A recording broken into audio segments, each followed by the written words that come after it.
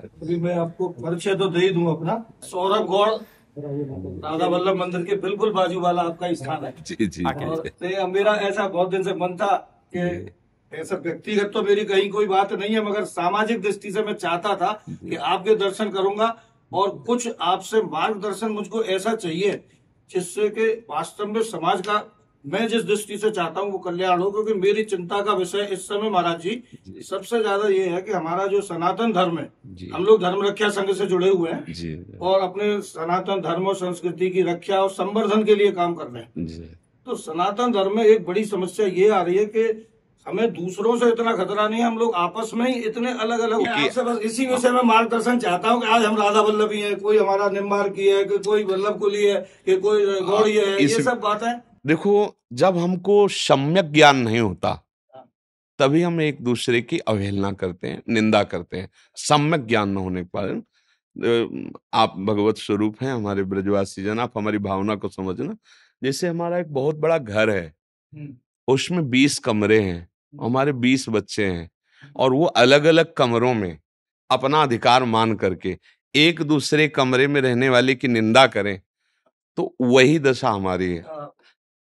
आंगन में आके खड़े हो तो आप एक ही बात बोलोगे, हम एक ही पिता के बच्चे हैं, पर 20 जगह अलग रह रहे हैं।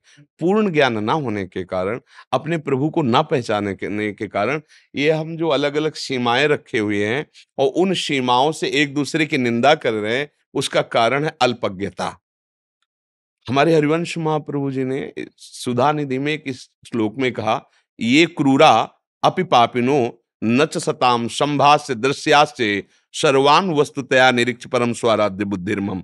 जो क्रूर हैं, दुष्ट हैं, पापी हैं, संतों से संभाषण के योग्य भी नहीं, वो भी साक्षात राधा वल्लभ लाल हैं, ऐसी मेरी दृढ़ मति है। अब आप बताओ कि अगर ऐसे लोगों में भी भगवत भावना के लिए आचार्य कह रहे हैं, तो फिर और कोई निंदनीय है ही नहीं। हमको क्या करना है? हमें अपने सत्य वस्तु को जानकर उस पर दृढ़ हो जाना है।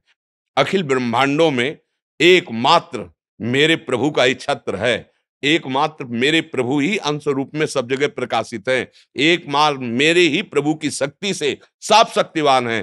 पर ना समझने के कारण, अहंकार करके प्रभु प्रदत्त शक्ति का दुरुपयोग करने के कारण वो दुख और दुर्गति को प्राप्त हो रहे हैं। अगर समझ जाएं तो किसी भी धर्म में उसके आचार्य की वाणी पढ़ के देखो, कहीं हिंसा, कहीं द्वेष, कहीं इस तरह की बातें नहीं पाई जाती।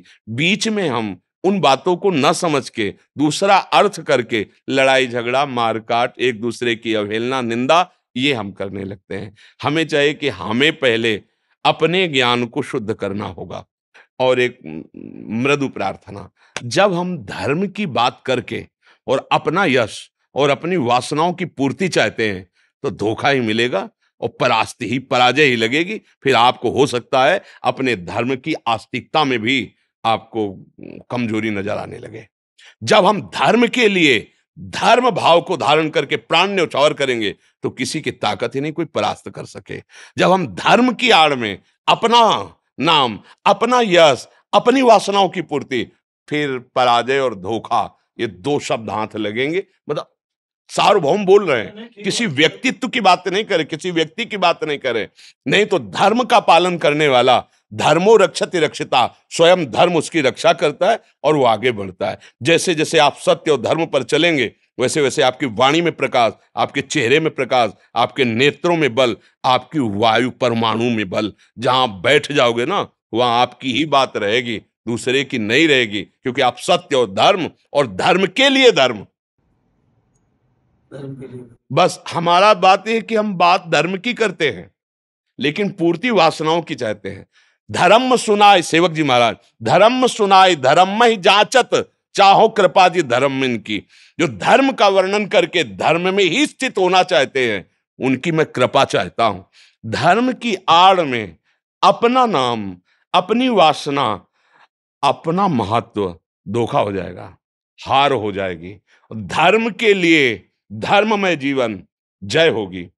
कहीं संजय ने यही धृतराष्ट्र जी से कहा था कि कुछ भी हो, विजय तो अर्जुन को मिलेगी, क्योंकि यत्र योगेश्वर कृष्णो, यत्र पार्थो धनुर्धरा, तत् श्री विजयो भूतिर्धुवा नीतिर्मतिर्मम। मेरी दृढ़ मति है अर्जुन जीतेंगे, क्योंकि वो धर्म में है, क्योंकि साक्षात मूर्तिमान धर्म भगवान विराजमान उनके पक्ष में।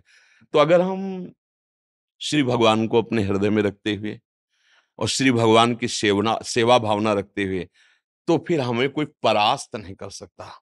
मेरा बड़ा चिंता का विषय यही चल रहा है, मैं जितना हो पा रहा है जी धर्म की रक्षा के लिए मैं चाहता हूँ कि सब लोग मिलजुल के चलें। हमारे हृदय की जो बात है वो यही है कि हम पहले अपने आप को कवच से ढक लें, फिर युद्ध में उतरे।